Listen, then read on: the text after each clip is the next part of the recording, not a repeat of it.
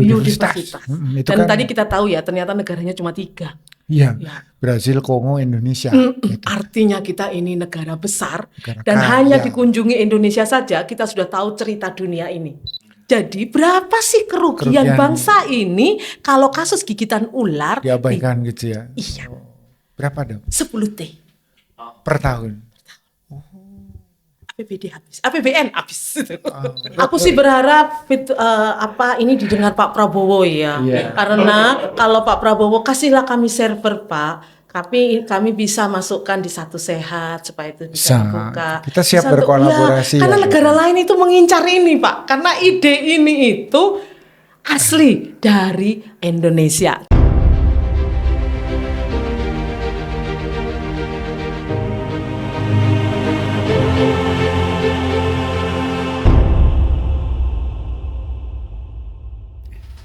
Baik, Assalamualaikum warahmatullahi wabarakatuh. Selamat siang, sore, malam, pagi. Karena kalau podcast kan ditonton kapan aja. Kapan aja, iya. Ini saya kembali hadir bersama bintang tamu yang di edisi perdana sudah menemani kita. Karena tentu sedemikian istimewa sehingga kita perlu berjilid ini kalau bertemu dengan beliau. Boleh, aman lah. Aman ya. Pada edisi perdana kita sudah banyak bahas tentang sisi-sisi kemanusiaan ya Dok. Dari seorang Dokter Maha yang kemudian hari ini sampai pada sebuah posisi. Mungkin kalau saya browsing ya Dok ya di Google gitu ya. Kayaknya dokter nomor 1 di Indonesia yang top, yang langsung kalau muncul di mesin pencarian itu kayaknya salah satu dokter paling terkemuka lah ya. Waduh, saya nggak enak banget. Iya, soalnya debu saya nih. Soalnya kalau di media sosial tuh katanya itu istilahnya kalau di TikTok tuh FYP, sering saya. Iya, apa sih arti FYP? Nah itu. Saya dijelaskan sama teman-teman ya itu for your page, jadi karena banyak yang seneng gitu. Dia dianggapnya orang se-Indonesia atau se-dunia ini senang dengan Dokter Maha, maka disajikan yang disukai dan ketika orang melihat Dokter Maha lebih dari sekian detik, berarti terkonfirmasi Dokter Maha memang disukai gitu.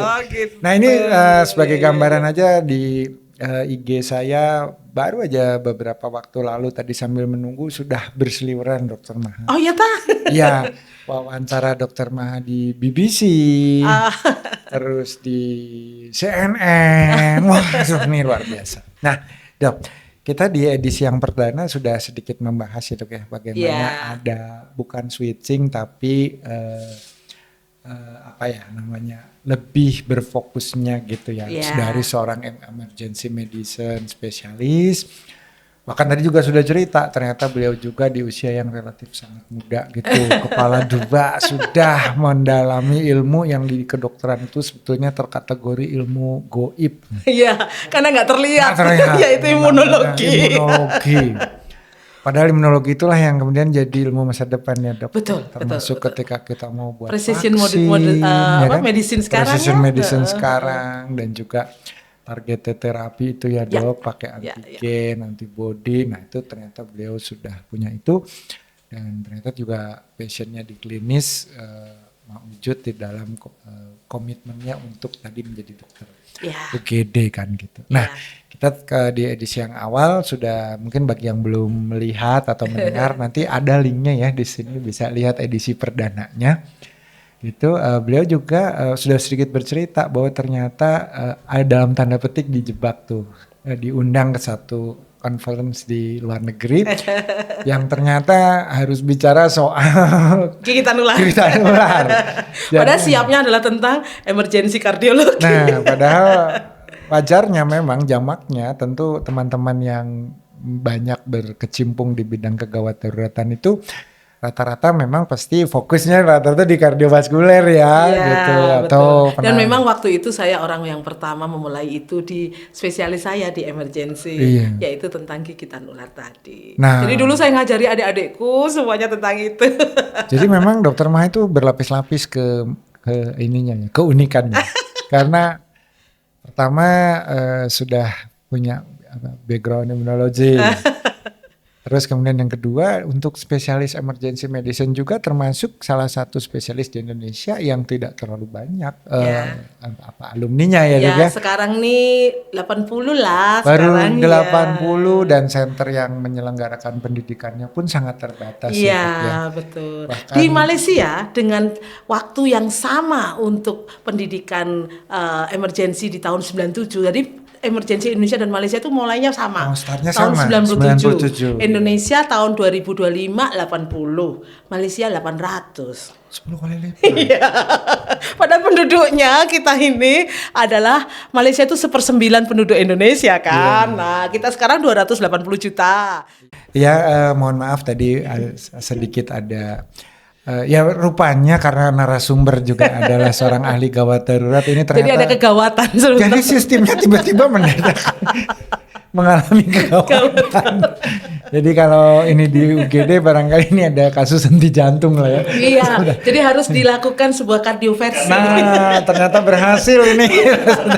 ROSC. Kembali dengan kebahagiaan. Iya. Gitu. Nah, jadi memang Dok, kita tadi sudah cukup banyak ya bahas dan agak itu tuh tercengang juga. Ternyata katanya emergency medicine mulainya bareng. Saya sih berharap nih ya semua tempat untuk spesialisasi di Indonesia karena UGD di Indonesia tuh banyak, rumah sakit banyak 3.000-an gitu kan. Iya. Nah, jadi ya mungkin kita bisa buka untuk semua universitas yang bisa untuk pendidikan spesialis emergency. Kalau sekarang berapa universitas yang punya? Sebetulnya yang paling lama kan Universitas Brawijaya di Malang. Saya dulu juga lulusan sana. Terus tahun kemarin baru buka di UI. Saya sih berharap bisa semua universitas ya. Saat ini baru 2. Ya, sudah kemudian ada yang menyusul belum? Ada yang menyusul lagi ini Universitas Veteran ya. Oh, UPN ya. Ya, UPN. Kan sekarang UPN itu negeri ya. Saya juga baru tahu. Iya. Kemudian kemarin memang ada Universitas Muhammadiyah yang di Makassar. Itu ingin buka juga. Makassar, ya. Kalau saya sih pinginnya semua universitas bisa ya. Karena gini, ternyata tadi kan saya cerita, sebelum saya menjadi seorang spesialis emergency, saya sudah puluhan tahun di UGD. Baik itu UGD di rumah sakit, karena dulu saya awalnya dimulai dengan dokter jaga UGD yang saya cerita tadi. Iya, betul, kemudian jadi PNS, kerja di UGD-nya Puskesmas, kemudian jadi spesialis tadi itu. Ternyata ada satu lubang di UGD yang nggak bisa diselesaikan oleh dokter umum. Nah, mungkin Prof tahu sendiri lah. Iya. Kemampuan dari dokter umum, saya lama jadi dokter umum. Jadi ini bukan untuk menjelekkan dokter umum, bukan loh ya. Tapi memang kemampuan dari kita para dokter umum dan juga pendidikan dokter umum masih membutuhkan sebuah konsultan atau sebuah ilmu yang lain, di mana ilmu itu sudah disadari oleh banyak negara di dunia ini, kecuali Indonesia tadi. Nah, yaitu spesialis emergency ini. Yang betul-betul mau stay duduk di situ yang tadi saya cerita. 24 jam tuh UGD. Kalau mungkin teman-teman dari bidang yang lain mungkin bisa, tetapi mereka tentu tidak stay 24 jam di UGD tadi. Misalnya harus ke operasi, harus di ruang rawat inap, harus di ICU, harus di poli juga. Sedangkan kami tidak. Kami memang hidupnya di UGD. Sampai Prof kalau mau tanya kepada saya ya. Dulu zaman saya jam terbangnya sangat tinggi. Rumah saya tuh di UGD juga loh, Prof. 24 jam. Iya, Prof masih inget kan rumah saya yang di Dungus.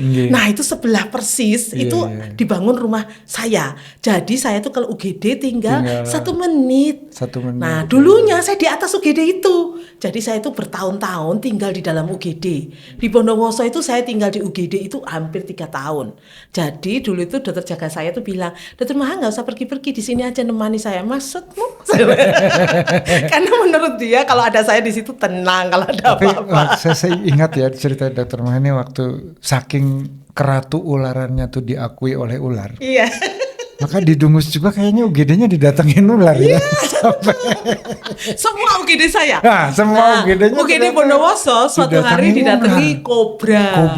Kemudian UGD Dungus di kamar operasi, di jendela ada 2 ular yang bergerak-gerak gitu.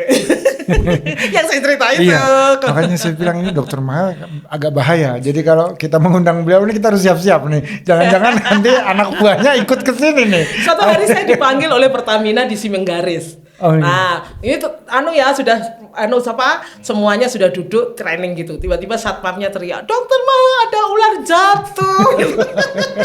Jadi ini tolong teman-teman di sini Jadi hari hati-hati itu nih. kami langsung praktek identifikasi ular, langsung praktek kami karena ularnya jatuh sendiri. Iya, gitu. iya.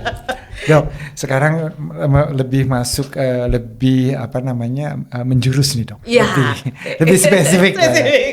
Dok, kita kan tahu ya tadi kita sudah di awal sempat menyebutkan bahwa Indonesia itu, spesiesnya banyak banget ya. Mega Biodiversitas. Itu Dan kan, tadi kita tahu ya ternyata negaranya cuma 3. Iya, Ya. Brazil, Kongo, Indonesia. Gitu. Artinya kita ini negara besar Negara dan kaya. hanya dikunjungi Indonesia saja kita sudah tahu cerita dunia ini. Secara dunia, Yes. secara hayati, secara geologi, itu semuanya udah. Betul. Kita ini selesai. kaya, Iya. kaya akan ilmu itu.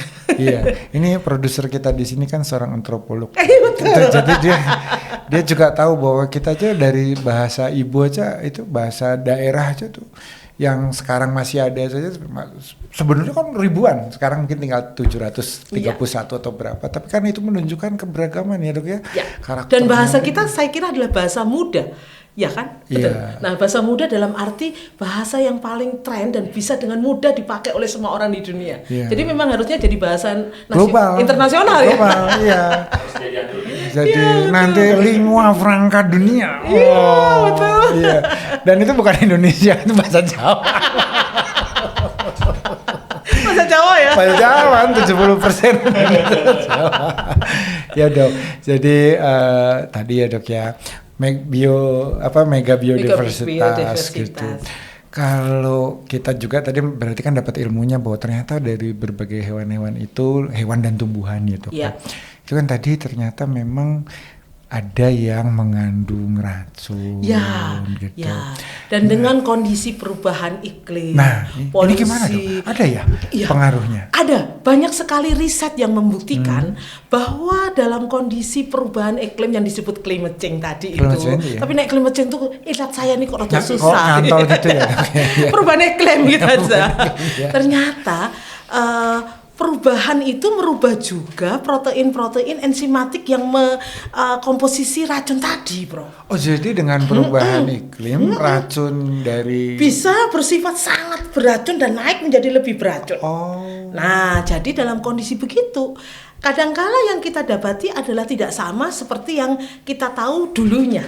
Misalnya kayak aku nih ya, waktu aku sekolah 15 tahun yang lalu tentang toksin, ya mungkin ular-ular yang beracun tuh ini itu gitu. Dan racunnya kira-kira begini begitu. Ternyata di tahun 2024 waktu saya ikut salah satu seminar internasional toksinologi di Singapura, salah satu peneliti itu presentasi bahwa risetnya dia di India menunjukkan komposisi itu berubah menjadi lebih fatalitas lagi. Oh.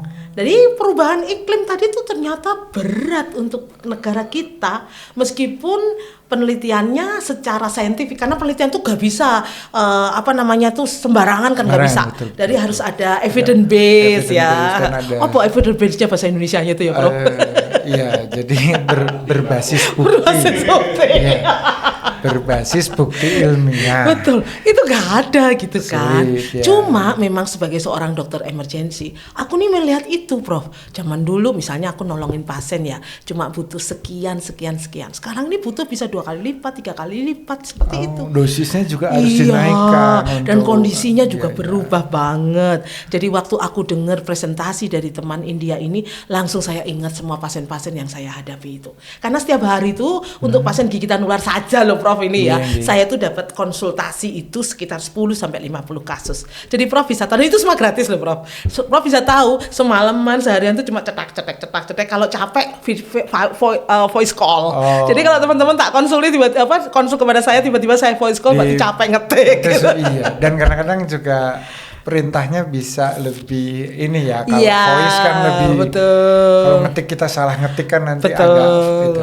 Dok, tadi kalau lihat dari kasus di Indonesia, di antara hewan-hewan berbisa kan banyak ya dok, mulai dari yang di perairan ubur-ubur, ular laut, terus itu ikan batu, kemudian scorpion fish ya, starfish, terus ada ikan pari, kemudian ada apa namanya bulu babi, sampai nanti gurita biru, konsnil, ikan buntal, dan berbagai macam ular-ular tadi. Kira-kira 80 spesies ular yang berbisa. Kalau boleh bisa digolongkan gitu dari jenis toksinnya, baik yang tadi dari yang makhluk ular laut, dan sebagai laut, terus insekta itu apa saja kurang lebih garis besarnya dok? Jadi sebagian besar itu dibagi atas kayak hewan-hewan yang berbisa ya, itu ada yang merusak kondisi-kondisi kontraksi dan relaksasi dari otot-otot, di mana pertamanya dipengaruhi oleh zat kimia di dalam syaraf. Jadi namanya neurotoksin. Itu yang jenis yang cukup sering ya, neurotoksin ya. Jadi sebetulnya di saraf itu kan ada bagian kimia namanya asetilkolin. Normalnya dia berikatan dengan reseptor, terus membuat kalau tangan saya gini-gini ini berarti asetilkolin saya tuh berikatan reseptor sehingga membuat kontraksi otot-otot saya. Bisa berkontraksi. Ya, kalau ada racun di celah sinap itu, maka asetilkolin tadi kan nggak bisa berikatan, akibatnya tangan saya lumpuh. Jadi paralisis. Betul, jadi lumpuh, paralisis. Jadi ini beda dengan rabies, Prof. Kalau rabies kan merusak saraf sampai brainnya toh, benar. Jadi betul-betul bukan ototnya yang paralisis. Kalau ini paralisis. Berarti dari pusatnya ya kalau rabies ya. Kalau ini memang makanya rabies kan 99,9% meninggal kan. Tapi kalau untuk hewan-hewan yang berbisa, tumbuhan yang beracun, jamur beracun itu masih ada kemungkinan lah dengan pengobatan yang benar, kemudian dengan first aid yang benar. Dengan antidot antivenom yang benar dan tentu saja tata laksana yang benar ya, dia masih punya kemungkinan itu gitu. Setelah neurotoksin ada lagi. Nah, ada lagi kalau untuk yang jenis ular itu hemotoksin dengan ranking keduanya. Ranking keduanya hemotoksin ya. Hemotoksin itu ternyata gini, Prof. Dia merusak, kan kita ini manusia dan semua makhluk hidup itu punya faktor pembekuan darah. Nah, itu faktor pembekuannya rusak, Prof. Jadi kalau nggak salah kan faktor pembekuan ada 13 atau 12 gitu kan ya. Nah itu rusak. Betul. Protrombin. Nah itulah. Jadi itu ketika dia rusak, yuk nggak bisa beku, Bro. Nah kalau kita kasih transfusi, kita pikir dulu kan gitu ya, kasih transfusi kita ganti gitu ya. Ternyata juga bisa beku juga, faktornya yang salah, yang rusak. Kemudian kalau kita kasih dulu kan Vitkala, asam tranexamat lah, karena kita pikir bisa membekukan, ternyata untuk masalah racun gak bisa ya, Prof itu. Gak bisa ya. Jadi memang harus dibuat anti racunnya. Sayangnya membuat anti racun itu gak kayak membuat kopi gitu. Ada banyak faktornya, Prof. Selain kita harus punya bahannya untuk membuat anti racun, kita harus punya teknologinya, SDM ahlinya. Ternyata kita juga harus punya pabrik dan dananya. Panjang ya, Dok ya. Serta pasarnya yang terakhir. Tanpa ada pasar gak bisa dijual kan? Gak jadi industri. Apalagi kalau misalnya kasusnya setahun 2 gitu ya, Dok. Betul. Orang tidak akan memprioritaskan itu. Iya, dan prioritas itu saya kira menjadi perjuangan saya puluhan tahun untuk masalah anti bisa yang mungkin orang-orang gak tahu dan hanya bilang gak ada bisa. Padahal sebetulnya masalahnya adalah prioritas. Baik, Dok, jadi sekarang kalau kita sudah lihat tadi ada neurotoksin, ada hemotoksin. Ya, terus yang lain masih ada.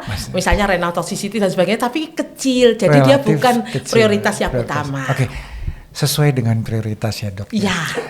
Saat ini kondisi existing sebenarnya di pelayanan kesehatan kita itu yang tersedia untuk mengatasi kondisi-kondisi tersebut itu kan ini kadang suka menjadi perbincangan rame lah. Iya betul. Ini kadang lagi jadi trending topic. Waduh, rumah sakit ini nggak ada anunya padahal saya sudah punya strategi baru. Nanti saya akan ceritakan.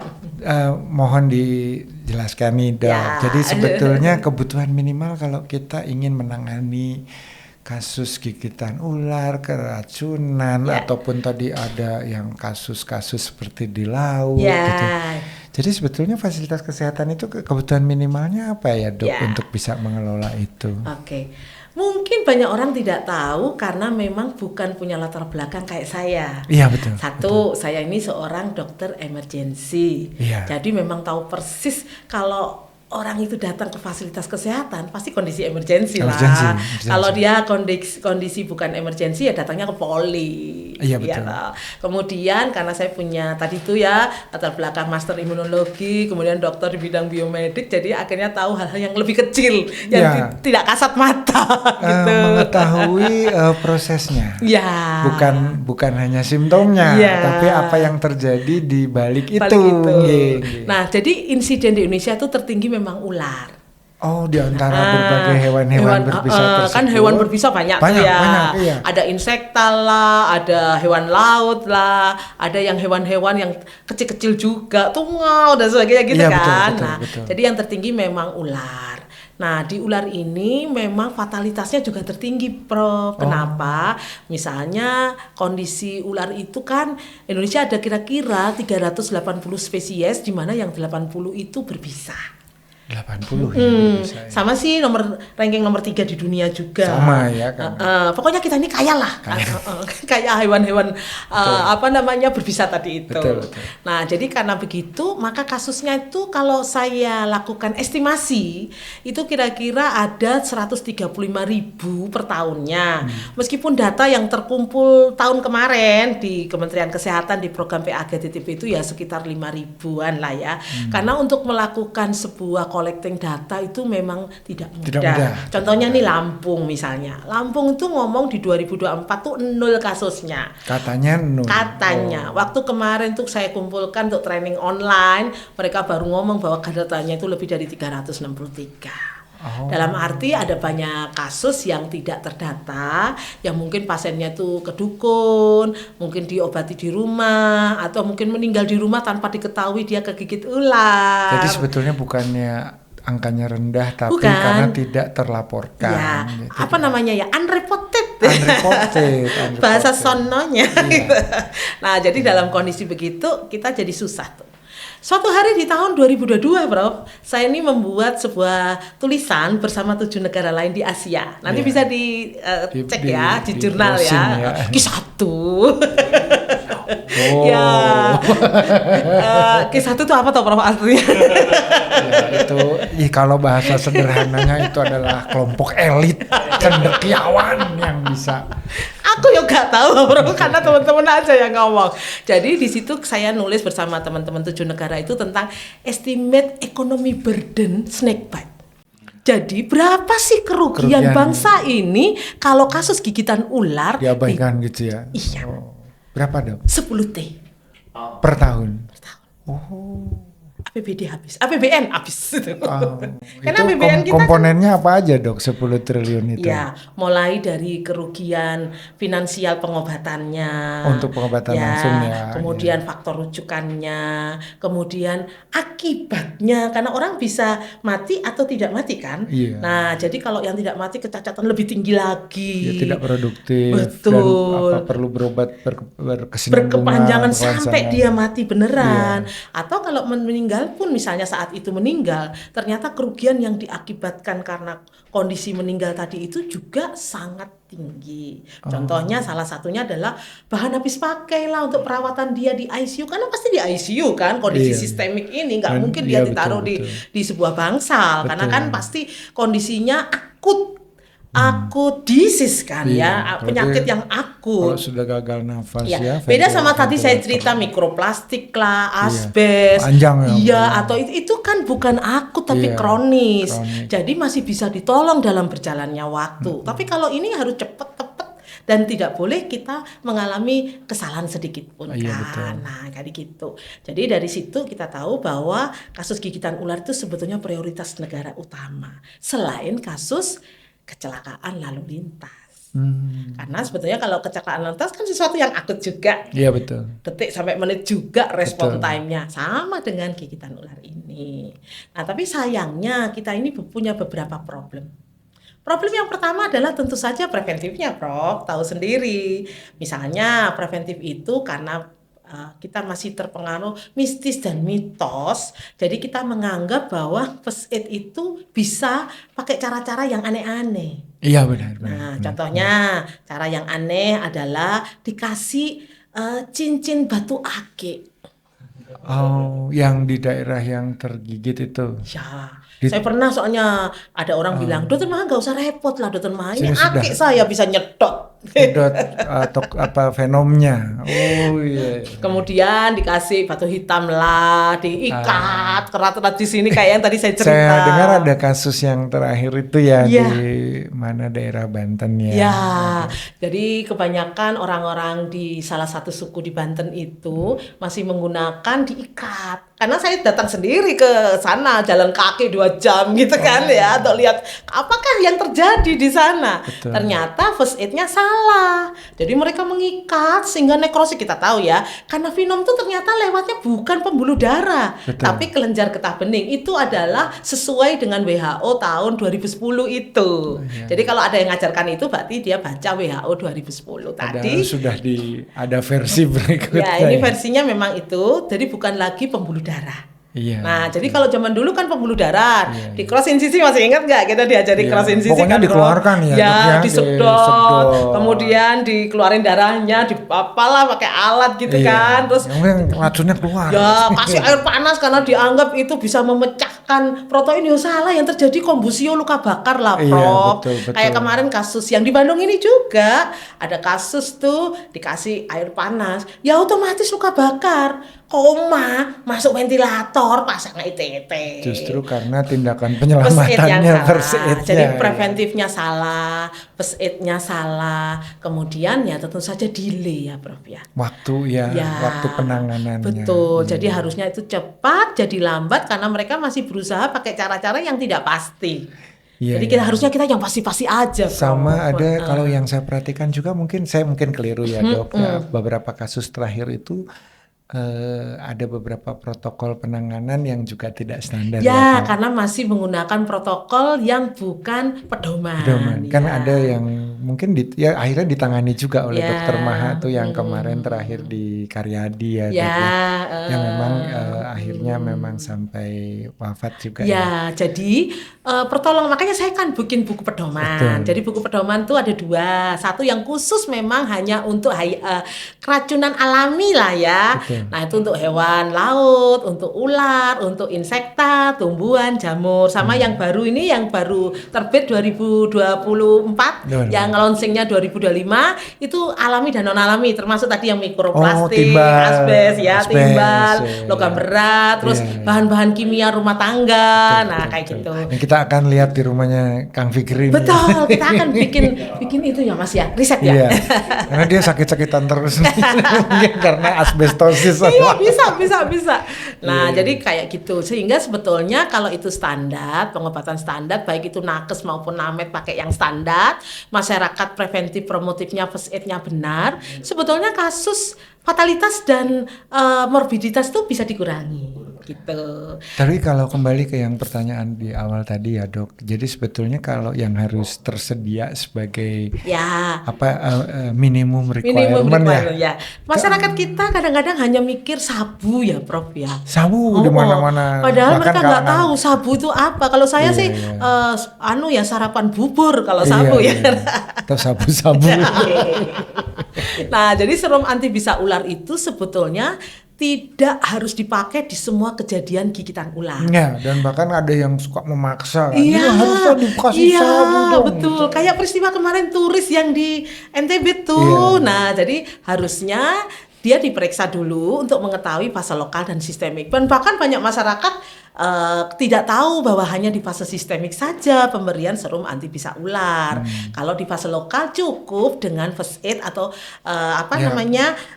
penanganan awal. Luka, ya. Jadi patofisiologinya kayak gini, Prof. Kontraksi otot-otot itu akan mengaktifkan pompa kelenjar getah bening. Ya, betul. Sehingga bisa ular tuh dengan cepat akan nyebar karena pompanya aktif. Ya. Nah, jadi untuk membuat pompa itu tidak aktif, maka kontraksi otot-otot kita minimal dimaksimalkan ya. Betul, Nggak boleh. Prof. Iya, Dengan iya. cara dibuat seperti imobilisasi seperti patah tulang Ya, itu.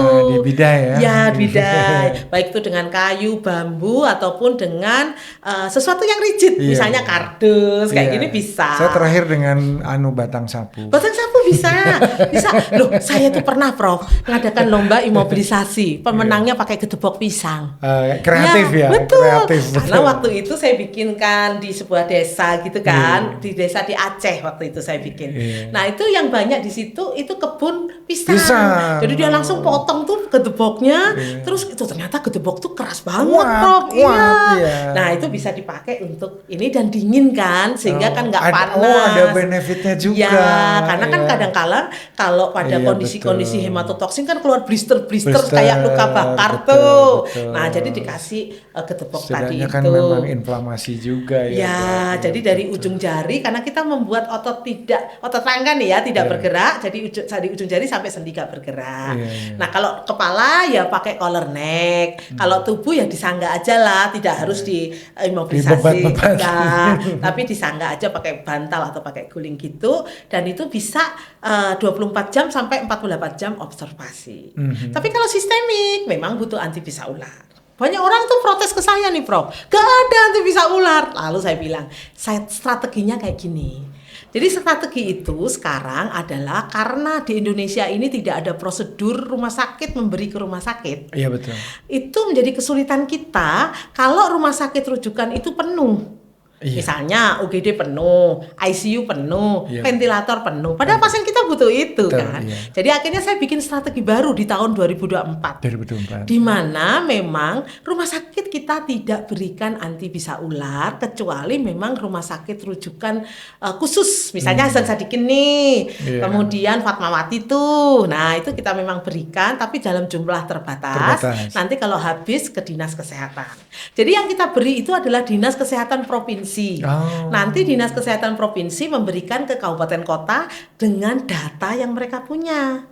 Setelah itu akan ada sebuah pelaporan nih, misalnya nih ya, saya di Jawa Timur misalnya ya, terima kasih. Jadi di Jawa Timur misalnya ada kasus di Bangkalan kan hampir semuanya ular tanah tuh, Prof. Maka Bangkalan kita beri persediaan misalnya 2 polineuro, 2 polihemato. Kalau habis nanti tinggal minta ke dinas provinsi Jawa Timur. Nah nanti dinas kesehatan Bangkalan tuh tinggal ngambil terus berikan ke rumah sakitnya.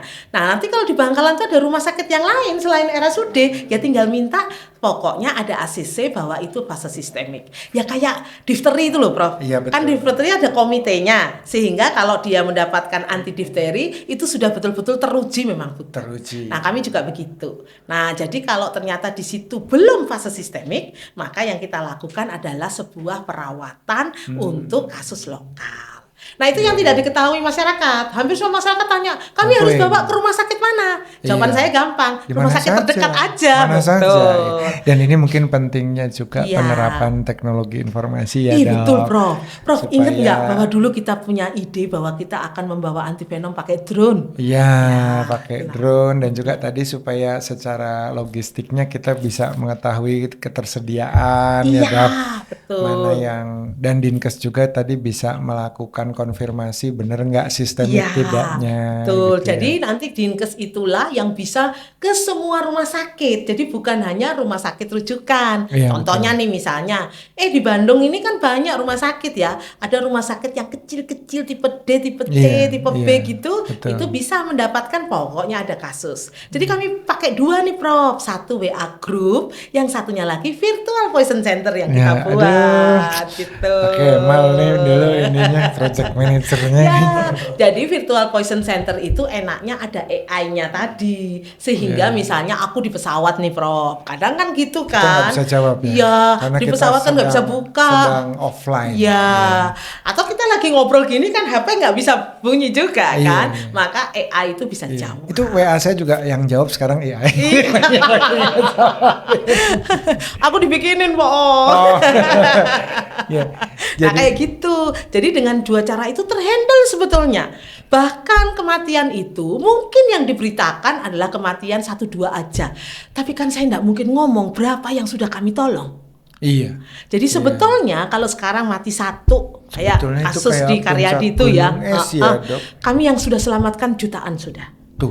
Jadi aku kan nggak bisa ngomong, Prof aku udah menyelamatkan 1 juta umat gitu Tapi misalnya ya. di podcast ini disampaikan ya, ternyata lebih dari 1 juta. Ya, jadi sebetulnya yang sudah kita tolong banyak sekali. Bahkan setiap minggu kan aku ke Bandung, Prof. Jadi kalau ada kasus gigitan yang jelek, koma gitu, sebentar lagi saya datang pasti. Kalau sepengetahuan saya sih memang Dokter Maha itu manusia multidimensi. Maksudnya saya sebenarnya nggak tahu apakah keberadaan fisiknya tuh di mana gitu. Karena kan tiba-tiba di Semarang, tiba-tiba di Bandung, tiba-tiba saja bisa di Afrika Selatan gitu kan. Sekarang tuh kan ada namanya penjelajah waktu. Nah itu kok tiba-tiba sudah rasa saya lagi di Dubai gitu. Atau ya kemarin ya, saya lagi di Singapura, Bro. Singapura atau tiba-tiba saya WA. Tapi bener loh, yang di Singapura itu Virtual Poison Center tuh banyak yang membicarakan. Iya. Bahkan dari MOH India itu sudah ngomong, bisa enggak kami beli ya? Terus saya bilang, yang bikin Mas Kemal sama Prof. Kemudian itu kan dalam event APAM tuh ya, APAM itu kan Poison Center seluruh dunia. Kumpul ya. Iya, ketua Poison Center itu dari Australia, tapi dia orang Irak. Namanya Prof. Husin. Prof. Husin tuh sampai bikinkan sebuah seminar khusus. Waktu itu kau tahu kan? Sesi khusus. Ya, untuk saya cerita tentang Virtual Poison Center. Iya. Bahkan ketika WHO mengadakan sebuah acara meeting rabies di Bangkok di tahun yang sama 2024 juga. 2024. Aku ceritakan, aku presentasi bagaimana rabies itu bisa dieliminasi jika mempunyai Virtual Poison Center. Iya, karena cepat kan. Betul. Selain itu di fitur kedua kan bisa mendeteksi dia ada di mana. Nah, iya. jadi itu ternyata bagus banget. Jadi memang Poison Center dengan AI dan geospasial itu penting. Aku sih berharap ini didengar Pak Prabowo ya. Iya. Karena kalau Pak Prabowo kasihlah kami server, Pak. Kami bisa masukkan di Satu Sehat supaya itu bisa dibuka. Kita siap berkolaborasi. Karena negara lain itu mengincar ini, Pak. Karena ide ini itu asli dari Indonesia. Jadi waktu saya menjadi pembicara di Singapura, di Bangkok tadi, kemudian di Australia itu, kemudian di Abu Dhabi. Ya. Sorry, Abu Dhabi. Semua orang itu tanya, apakah dijual? Karena semuanya pingin beli. Saya bilang yang ini hanya bisa dibeli kalau Prof. Tauhid dan Mas Kemal setuju. Pak Kemal. Ya, gimana kalau dibeli bangsa Indonesia aja ya Pak Prabowo, belilah Pak. Kalau Pak Prabowo kan kita berikan ya. Oke, berikan Pak, berikan. Kita ini kan dalamnya merah putih. Merah putih semua Pak. Gitu. Nanti kan disampaikan ke Pak BGS supaya dibawa ke Pak Prabowo. Dok, ini saya intermezzo ya. Iya. Jadi saya pernah datang ke sebuah, ini kredit untuk Dokter Maha ya. Iya. Ini cerita ini berisi satu hal yang menurut saya sangat inspiratif gitu. Jadi saya pernah diminta datang untuk ada satu kegiatan. Iya. Nah mungkin Dokter Maha juga pernah naik, namanya LRT Jabodebek. Ya. Kereta yang nggak pakai supir itu ya. Betul. Nah, saya tuh cari itu sopirnya di mana? Nah, nggak ada sopirnya, canggih itu. Iya. Nah, saya datang ke kantornya ya, ke headquarternya waktu itu. Dan pada saat itu sedang ada semacam briefing untuk tenaga keamanan dan juga kan memang meskipun tidak ada supirnya, ada namanya train attendant-nya yang memang mendampingi di kereta untuk kalau ada penumpang kenapa gitu. Dan di tengah aula yang sangat besar dan kalau saya nggak salah mungkin dihadiri 300-400 orang gitu ya, karyawan dan satuan pengamanan, security, termasuk train attendant itu dipasang sebuah layar besar. Oke. Ya, dan lagi webinar gitu? Enggak, dan mereka itu sedang berlatih, belajar gitu. Okay. Dan ketika saya mendengar suara dari apa yang ditayangkan itu, bukan sound horeg ya dok ya, ini ternyata kok saya familiar gitu. Ini suaranya kok suaranya saya kenal gitu. Ternyata begitu saya lihat di layar itu adalah video Dokter Maha sedang menjelaskan Tuhan, suara saya. Iya, cara untuk pertolongan pertama pada imobilisasi itu ya. Masang bidet dan segala macam dan mereka itu praktek dengan melihat video Pantesan Prof, abis itu saya dipanggil PT KAI untuk training. Iya betul. Oh ya Tuhan. Nah, 2024 itu. Betul. Oh, gitu. Jadi saya bilang jangan videonya, saya bilang ya ini nomor artisnya ada. Pantesan hari itu saya itu ditelepon PT KAI. Iya. Saya juga kaget. Saya itu cuma GR gini, apa karena saya ini sering naik kereta gitu. Ini Anda mendapat penghargaan sebagai penumpang yang loyal. Jadi saya bilang ini artisnya ada. Mereka agak mundur kan. Iya. Waduh, kami nggak ada budget. Waduh, saya bilang kalau Dokter Maha jangan berbicara soal budget lah. Betul, gitu. kalau saya itu berbicara soal waktunya aja. Waktunya saja pas atau tidak. Ya, kalau betul. budget urusannya ke saya lah. Gampang kalau itu. Enggak dong. Jadi saya terkagum-kagum ya. Iya. Artinya kontribusi Dokter Maha itu menembus banyak sekali lapisan gitu ya. Dan saya tadi juga mikir, apa iya sih kayak di dalam kereta secanggih alar itu ada ular ya. Nah, saya cerita ya Prof. Nah, itu, 1 minggu yang lalu saya ini baru pergi ke Tegal. 2 minggu, maafkan, 2 minggu ke Tegal. Saya ini menolong seseorang yang ternyata adalah pegawai KAI Tegal. Karena dia sedang membersihkan rel itu dan dia kegigit ular weling, Prof. Dan dia sempat koma. Kemudian saya datang, waktu itu sudah saya dokternya sudah ini ya, sudah konsul gitu ya, terus antivenom juga sudah diberikan. Terus waktu itu dia sudah bangun. Nah, saya baru bisa datang gitu loh. Prof tahu lah sehari-hari saya jadi uli lah Prof kalau saya. Jadi butiran debu. ASN. Nah, ASN teladan. Terus saya datang ke situ, ternyata Mas Igo, namanya Igo ya. Mas Igo ini sudah bisa bergerak gitu-gitu. Tapi masih di dalam perawatan. Ya, masih di ruang rawat biasa, tapi sudah keluar dari ICU. Oh, di Kardina. Kardina, betul. Yang paling enak satenya tuh. Aduh. Balibul apa namanya tuh? Iya, Wendy's kalau di sana. Iya, Wendy's, aku datang ke Wendy's. Wendy's, halo. Tolong pasang ini. Saya diajak namanya Mas Bojreng. Mas Bojreng itu adalah spesialis obstetrik ginekologi. Oh, di Tegal. Iya, dan hobinya sama dengan saya, makan sate. Oh, iya.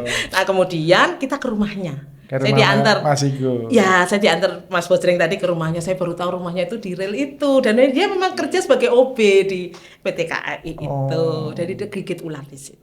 Nih Dok, karena saya juga kemarin juga baru melihat bukan itu ya, melihat itu saya juga terpikir ya, dari di mana ya, terus tiba-tiba saya jadi teringat bahwa dalam setiap perjalanan kereta Dok, itu di awal, di tengah dan juga di menjelang akhir, pokoknya rutin lah mereka, itu ada petugas namanya JPJ itu juru pemeriksa jalan itu, dan dia tuh jalan kaki loh Dok, dari bisa kegigit itu malam-malam. Iya Prof, persis cuma bawa senter kan. Iya, seperti beberapa kasus yang tadi kan Prof cerita, Dokter Maha cerita kan tentang kalau malamnya gimana orang dia misalnya mau buang air ke sungai gitu. Betul. Nah ini di sepanjang rel itu kan beberapa daerah itu kan memang beberapa petak itu tidak berpenghuni kan Dok ya. Maksudnya masih di hutan, di daerah-daerah yang pakai APD nggak mereka? Ya kalau prosedurnya pakai. Tetapi kan kita juga tetap mungkin harus mengantisipasi mungkin ada yang tidak terlindung kena karena kan ada pepohonan. Nah itu kan berjalan berkilo-kilo saya bilang oh iya jadi relevan gitu. Oh iya memang perlu nih. Ya. Kan klinik KAI ada tuh. Medis kan. Ayo kontak saya. Waktu itu belum terrealisasi ya Dok? Terrealisasi, tapi waktu itu bukan untuk tenaga medis. Ya tenaga medis ada yang ikut lah ya. Tapi maksud saya bikinlah WA group atau pakai virtual poison center. Sudah. Sehingga bisa. 400 pengguna VPC itu pegawai kereta api. Oke, bagus banget, silakan. Kita down karena semua dan kita aku setuju banget. Kita sampai nggak bisa berjalan waktu itu dan token AI-nya habis karena dipakai oleh 400 pegawai kereta kayaknya 14 api. miliar cukup ya.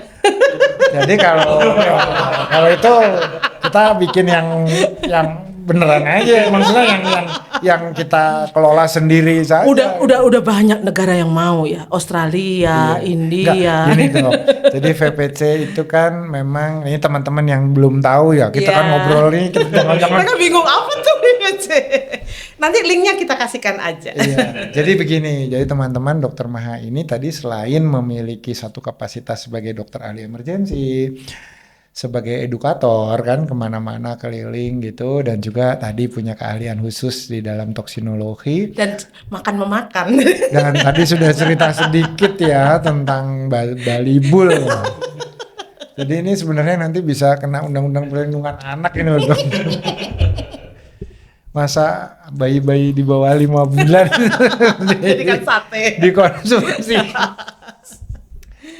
Beliau juga aware ya terhadap perkembangan teknologi, karena tadi kalau dari niat awal yang saya sering ngobrol sama beliau, yang nggak mungkin lah saya ini satu orang direplikasi, harus udah ada di Sorong, harus udah ada di Banda Aceh, ada kasus lagi di mungkin tengah ya, Pulang Pisau gitu ya. Yang kadang-kadang tuh akses transportasinya juga susah, tidak memungkinkan kita dalam hitungan jam sampai gitu kan. Betul. Sehingga beberapa waktu yang lalu tercetuslah gitu bagaimana kita mempersiapkan masyarakat dan juga tenaga kesehatan itu dengan satu aplikasi gitu ya dok, betul, yang berbasis teknologi. Nah ini yang karena cita-cita beliau itu ingin, nah ini pembicaraan kita nanti akan ke sana nih. Cita-cita beliau itu ingin punya sebuah poison center. Iya, gitu betul. Ya. Nah tetapi karena memang single fighter nih ceritanya, belum cool. Sebenarnya banyak juga dukungannya, tetapi kan memang momentumnya mungkin ya dok ya. Saya sudah memperjuangkan tuh sejak 2016 waktu saya tahu Poison Center di BP POM itu akan berganti tupoksi, karena tupoksi mereka itu hanya obat dan makanan.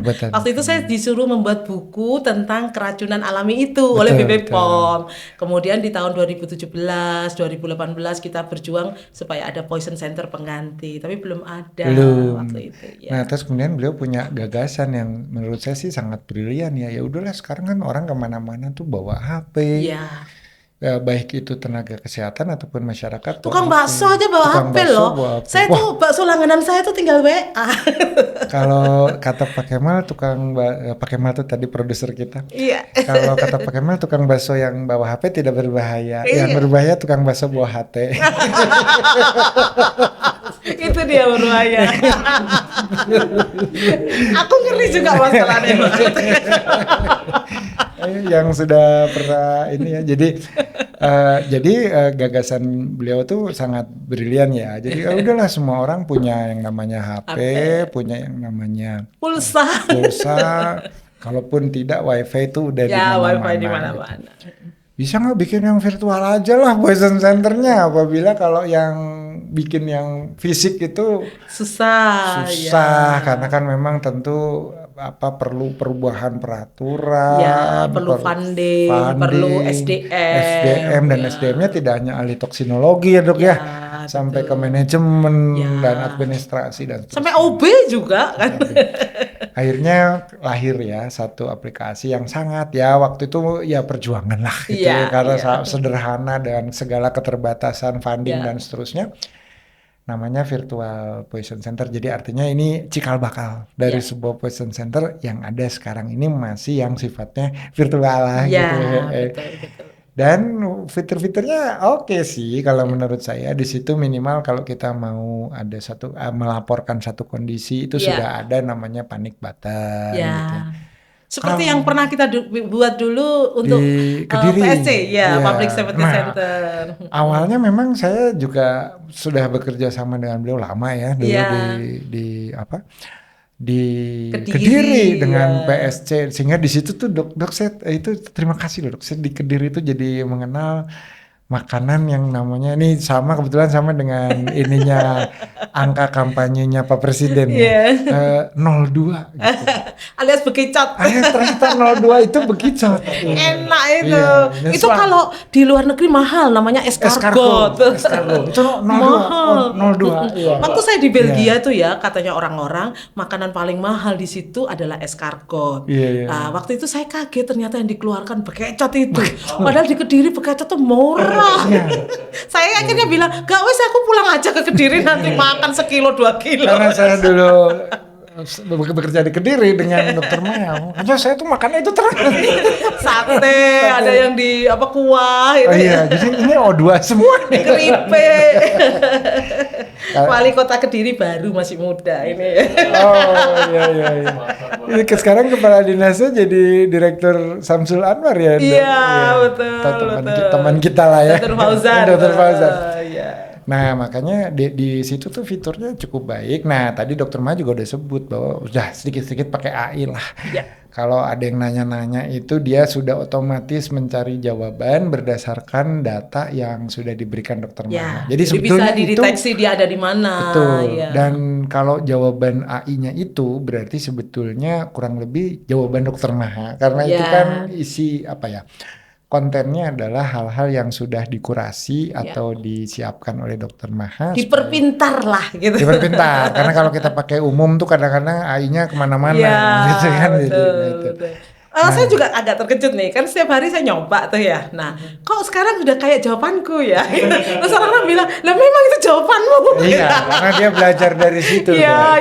Kadang-kadang ada beberapa kata yang hanya milik saya. Itu dikeluarin sama si AI. Aku bilang, ini bukankah hanya aku yang ngerti kata-kata ini? Ini memang itu jawabanmu. Gitu. Iya, betul. Dia belajar dari kita. Iya, betul. Apalagi kemarin kan datanya memang hampir semua ya boleh dikatakan 90% dari Dokter Maha ya. Nah harapannya tentu ke depan kan tidak hanya virtual ya dok. Nah ini mungkin kita mulai mengarah ke sana tuh. Iya, saya sedang berproses. Moga-moga perjuangan berhasil ya. Betul. Jadi kan gini, kita tadi sudah dapat gambaran bahwa ternyata dengan kita bersyukur kita adalah mega biodiversitas. Tetapi kan kita juga harus siap mengelola dan juga tidak hanya mengelola benefitnya ya dok, tapi mengelola juga hal-hal ekses yang mungkin muncul kan, ubur-ubur tadi banyak banget dan selama ini. Ini kita belum ngomong insekta loh, tawon belum loh. Ya ada, jadi teman-teman penggemar otomotif kita belum bicara bahwa ada Vespa yang beracun. Dulu ya saya tuh bingung kenapa Vespa itu namanya mirip dengan motor yang namanya Vespa. Karena kan dulu bapak saya tuh suka naik Vespa. Zaman dulu kan Vespa terkenal kan ya. Itu udah top banget tuh. Betul. Dulu tuh kalau orang naik Vespa tuh keren. Gitu. Kemudian saya belajar, saya baru sadar. Ternyata yang membuat Vespa motor itu, dia adalah penggemar dari Vespa yang disebut dengan tawon. Tadi. Jadi bentuk si sepeda motor itu dibuat kayak gitu sesuai dengan bodinya si tawon. Iya benar. Saya tuh baru dan saya ketawa sendiri. Iya memang banyak orang terinspirasi dengan hewan. Kita tahu sekarang ya, mereka banyak membuat robot bentuknya kalajengking, misalnya ya, bentuknya katak lah atau apa gitu. Pesawat dari aerodinamikanya burung kan gitu. Nah jadi ternyata Vespa kayak gitu. Akhirnya saya tahu bahwa sebetulnya memang. Berarti harusnya Vespa tuh ada entuknya ya di belakang ya. Memang. Prof tahu nggak kan? Itu kan dia ada kecilnya bulat gitu kan. Di belakang. Kan itu bannya kan rodanya cuma bulat gitu ya. Itu sesuai dengan aerodinamikanya dari hewan Vespa alias tawon itu. Tawon ya. Iya. Jadi rupanya ini seorang pembuat yang betul-betul sebetulnya dia dialami dari sebuah biologi, dari morfologi hewan tadi. Dan ternyata memang kendaraannya aerodinamis kan, stabil, banyak kecil tapi enggak. Bayangkan Vespa itu nyaman banget kan dipakai. Nah, di jalan besar atau di gang-gang kecil, itu kan orang. Jadi ini ada hal yang lucu terkait Vespa. Istri saya itu nggak bisa naik motor kecuali Vespa. Betul. Saya ceritain juga. Bisa. Banyak orang yang susah naik motor karena kalau motor itu kan bentuknya tinggi besar dan kalau kita para wanita ini agak susah. Aerodinamika bentuk tubuh kita kan agak berbeda. Nah Vespa itu memang itu karena Vespa sendiri adalah betina. Vespa Affinis itu. Betul, di semua Vespa Affinis, Vespa Valentina, semua Tropika, sebenarnya. pokoknya semua tawon adalah betina. Nah ini fun fact ya. Jadi yang Ilmu nih, daging nih. daging ya. Jadi yang menyengat itu hanya betina. Kalau lebah dia banyak yang jantan karena lebah itu memang fungsinya bekerja sehingga dia itu kalau menyengat satu kali aja setelah itu patah dan dia mati. Dia mati. Tapi kalau Vespa alias tawon itu betina dia akan menyengat berkali-kali dan dia survival, dia terbang lagi. Memang wanita itu menyakitkan. Survival. Bisa berkali-kali dan dia nggak apa-apa. Dan dia ini susah mati, Pak. Iya, Jadi dan- di masa mudanya dia itu pendek, tapi di masa dewasanya itu panjang dan dia survival. Nah. Oleh sebab itu, karena dia emak-emak, dia ini hanya keluar itu kira-kira deket aja dari sarangnya 2 meter sampai 2,5 meter, setelah itu balik lagi. Karena kerjaannya dia adalah menjaga telur sampai dewasa muda. Nah, jadi kalau zaman dulu, Prof inget nggak kalau di Jawa orang disengat atau dientup tawon Iya, itu, iya, iya. kan dia diem aja di situ terus ngomong pahit. Nah, itu kesengat langsung larilah jauh-jauh. Karena si Vespa itu nyengatnya kan 2 meter sampai 2,5 meter ya. Dan itu balik lagi padahal kan. keluar dari radius itu dia selamat ya. Iya. Malah dia ini nantangin kan. Dan dia itu karena emak-emak tadi, Iya. dia itu kalau malam hari tidur. Jadi Iya. evakuasi untuk para damkar. Ini saya udah ngajari lama. Malam karena dia Malam hari. bukan makhluk nokturnal. Ya, dia Oke. diurnal. Jadi kan Dia betina tadi. diurnal. Jadi dulu saya ingat ya, damkar zaman dulu kan sering ke Sengat Tawon kalau mereka Iya, evakuasi. dan bisa sampai fatal ya, Ya, Dok. 2016 saya itu diminta pergi ke Klaten. Saya masih ingat waktu itu saya Oh iya, pergi. kasus Klaten Iya, itu, iya. saya pergi sama ahli tawon Indonesia namanya Prof Syekh Kahono. Nanti kalau tak kenalin, Bro, kalau Prof. Syekh Kahono. Ya, dia ahli itu berarti juga tawon. orang unik itu ya, ahli tawon.